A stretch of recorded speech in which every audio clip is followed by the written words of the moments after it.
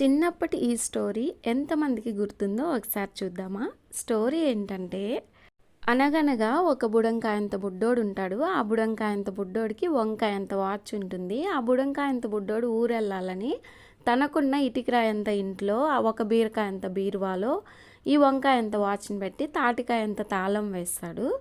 ఊరు నుంచి వచ్చేసరికి ఆ వంకాయంత వాచ్ కనిపించదు. ఈ బుడంకాయంత బుడ్డోడు వెళ్ళి ఆ వంకాయంత వాచ్ గురించి పొట్లకాయంత పోలీస్కి కంప్లైంట్ చేస్తాడు. ఆ పొట్లకాయంత పోలీసు ఈ వంకాయంత వాచ్ని ఏ దొండకాయంత దొంగ కొట్టేసుంటాడా అని తిరిగి ఆ దొండకాయంత దొంగని పట్టుకుంటాడు. ఆ పొట్లకాయంత పోలీసు ఆ దొండకాయంత దొంగ దగ్గర నుంచి ఆ వంకాయంత వాచ్ని తీసుకొని బుడంకాయంత బుడ్డోడికి ఇప్పిస్తాడు. ఇది స్టోరీ.